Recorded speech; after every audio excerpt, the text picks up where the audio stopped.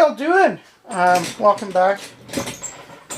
I am clearly uploading every Sunday, which is nice. So we'll have video for sure every Sunday. Maybe one shorter, maybe one short throughout the week or something to kind of tease you on what's coming up on Sundays. I made this decision last Sunday, clearly, when you seen the boat episode. But that one was filmed a long time ago.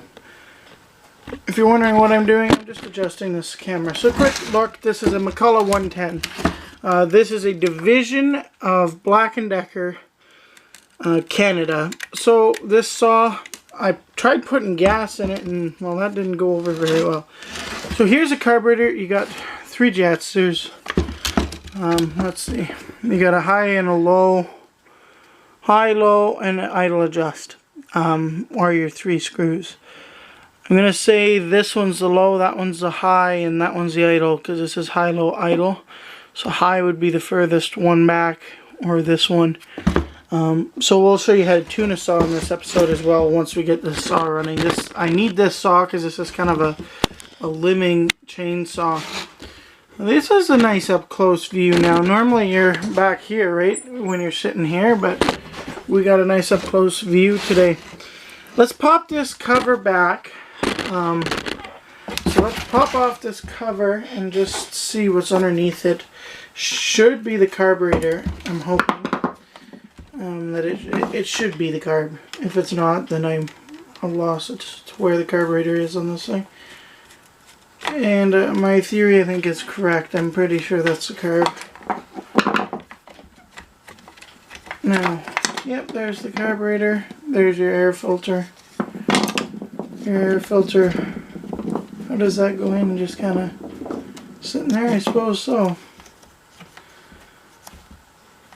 So, what a guy could do, I guess, is throw a shot of fuel down inside the old carb, but we know that that's our air filter, which goes over top of that and so on.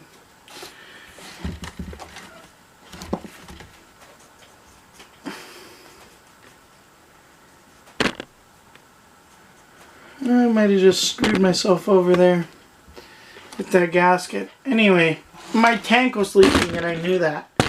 I knew that that tank was leaking pretty good. So I need to grab the impact driver, get the right size socket for here, which would be probably a 3/8 or 10 mil, depending. I don't know where my socket set went, so we're gonna have to do this all by hand now. We can't have an ease of a little socket set. Well, this is a 3/8.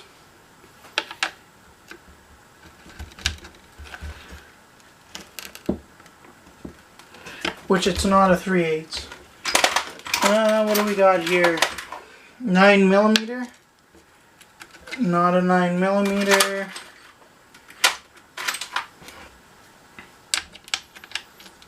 It's a little bit bigger than a 7, so it'll be an 8mm.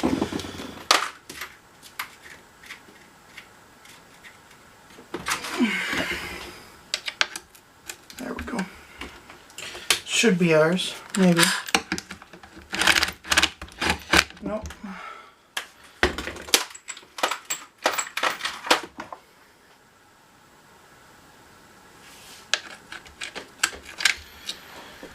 Well, this is lame.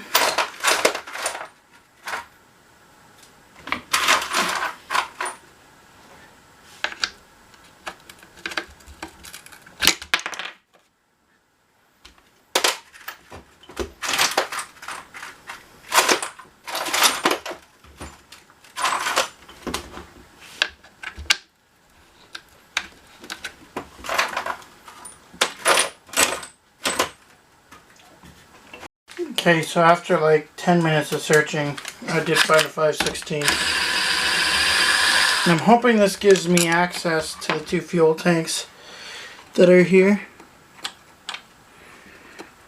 How did that work? sure exactly how that works, but that's should give me access to both tanks by popping out that screw. There's one more underneath. Nice thing about old equipment, this McCulloch is in great shape. I got it for free, but it is in immaculate shape. And good thing about old stuff is everything is right, you know, right around where it should be. And a lot of the new stuff, you got to pull the whole cowling apart just to get the fuel tanks out and whole 9 yards. Okay, I know that's loose now.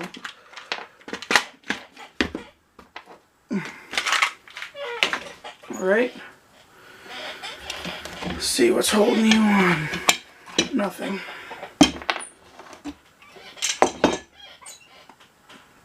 Okay, so this is a dual tank setup. This is a slightly different setup than normal.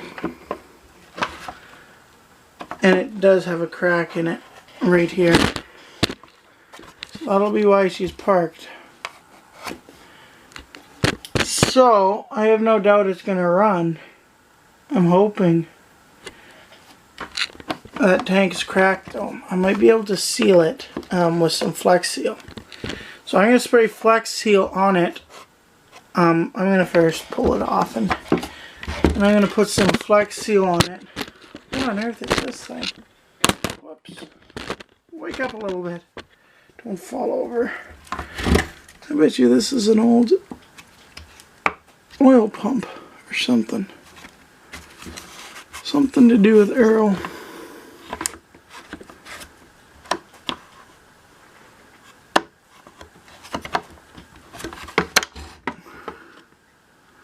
Sure, good enough. Okay, the fuel tank's off. There's a crack all the way through, so it's cracked pretty well right in half. So I'm going to paint this thing. I'm going to take it in the house. I'm going to do a real good job of washing both of these out. And getting this tank put back together is going to be a chore, but I'll get her done. So I'll see you guys then. Thank you. I want to try and save money, so I got Flex Seal, so I'm going to just paint the whole thing in Flex Seal, let it dry, maybe some more Flex Seal, let it dry. Couple coats of that, but we'll see you when this tank's no longer white. Alright, what once was a white gas tank is now black because I Flex Sealed it. Seems to be holding. I'm going to get this put back together off camera because I did pull it apart, and the basic, you know, it just fits in pretty much like that. There's a couple things. I'm going to try and fire it up and see if we can get it tuned and whatnot, and I'll come back. Right, I got it back together now. I got a little Coke to put down the cylinder. This is not Coke you want to sip on. That was way too much. Let's get that in the cylinder head. Choke on. Let's fill up our gas tank. See if we either fill up in the chain. See if I need to order a tank for it.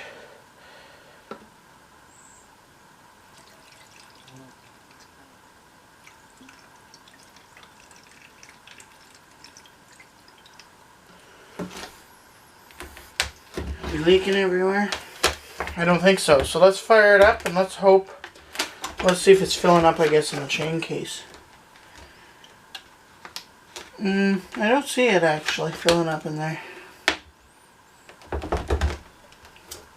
I'm going to say it's not. Uh-oh, we've got leakage somewhere.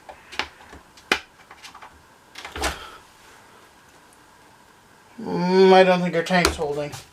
Shoot.